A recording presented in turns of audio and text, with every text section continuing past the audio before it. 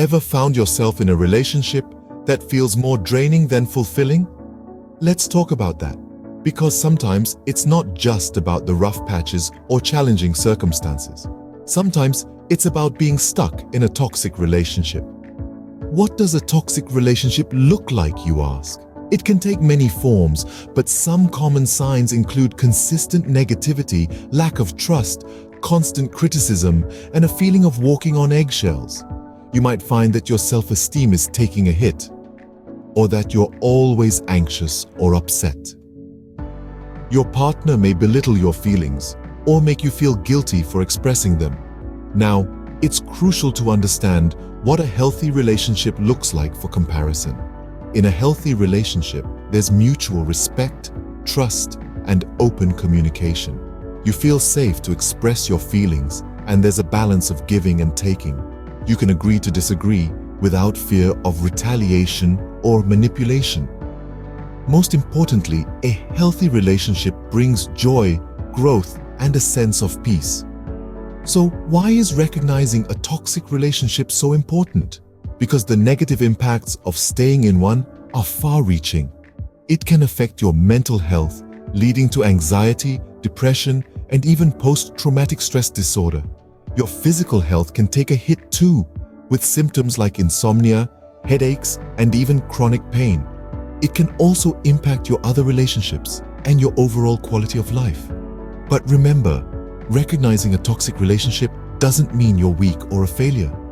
On the contrary, it takes a lot of strength and courage to admit that something isn't right. And it's not about blaming or demonizing the other person. It's about understanding the dynamics at play and acknowledging that change is needed. And most importantly, it's about prioritizing your well-being, because you deserve to be in a relationship where you feel loved, respected, and valued. Recognizing the toxicity in a relationship is the first step towards healing. And remember, healing is a journey, not a destination. So take your time and be gentle with yourself. You're not alone, and there are resources and support available to help you through this process. Now that you've identified the toxicity, it's time to look inward. It's essential to understand that self-evaluation and acceptance are not about blaming yourself, but rather about learning and growing. Your self-esteem and self-worth are the foundations of this process. They determine how you perceive your role in the relationship and how you can improve for the future.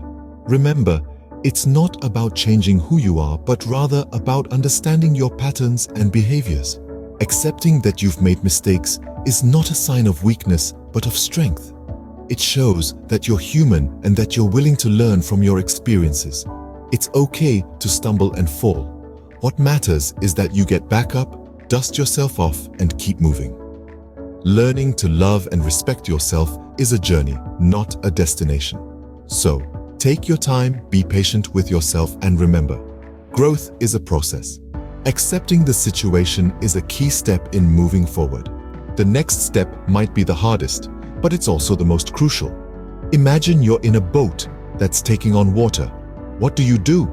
You plug the hole, you bail out the water, and you cut loose any unnecessary weight. This is exactly what you'll be doing in this phase, cutting ties and setting boundaries. Cutting ties is about creating distance from the person or situation causing you harm. It's about removing them from your life, both physically and digitally. This may involve unfriending or blocking them on social media, deleting their number, or even moving to a new place. It's about giving yourself the space you need to heal and grow. Setting boundaries, on the other hand, is about creating a protective barrier around your emotional and mental space. It's about deciding what you will and won't allow into your life. It's about standing up for yourself and saying, "This is where I draw the line." And then there's the concept of no contact. This is a technique often used in the recovery process where you completely cease any form of communication with the toxic individual. The benefits of this are clear. It allows you the time and emotional space to heal without the risk of being pulled back into the toxicity. However, this process won't be without challenges. You might face resistance, not just from the toxic individual, but also from mutual friends or family members. You might feel guilty or second-guess your decisions. You might even miss the person and the familiarity of the relationship. But here's the thing. These are all normal reactions. It's okay to feel these things. The key is not to let these feelings deter you from your path. You might consider seeking support from a trusted friend, a professional counselor, or a support group. You might develop a self-care routine to help manage your emotions. You might even practice mindfulness to stay focused on your journey. In the end, it's all about taking back control of your life.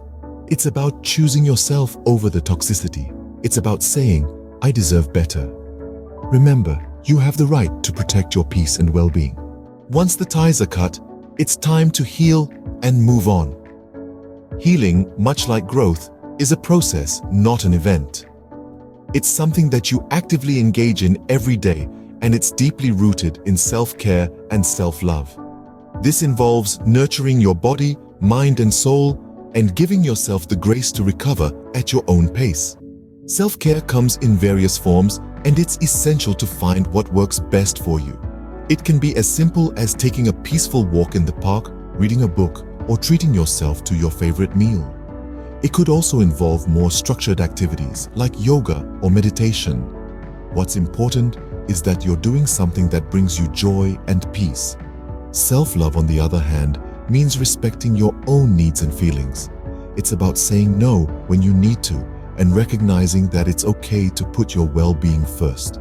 It's about looking in the mirror every day and acknowledging your worth. Healthy coping mechanisms are crucial in the healing process. These might include journaling your thoughts and feelings, practicing mindfulness, or even engaging in physical activities like running or cycling. These activities not only distract you from the pain, but also help you channel it into something productive. Sometimes the wounds run deeper, and it's okay to seek professional help. Therapists and counselors are trained to guide you through your healing journey, providing you with tools and strategies to cope. Remember, seeking help is not a sign of weakness, but a testament to your strength and resilience. As you heal, it's also a great time to rediscover your interests and hobbies. Whether it's painting, hiking, cooking, or playing an instrument, immersing yourself in activities that you love can be incredibly therapeutic. It's a way to reconnect with yourself and find joy outside of a relationship. The journey may be tough, but remember, you're tougher. Here's to healing, growing, and moving on to better things.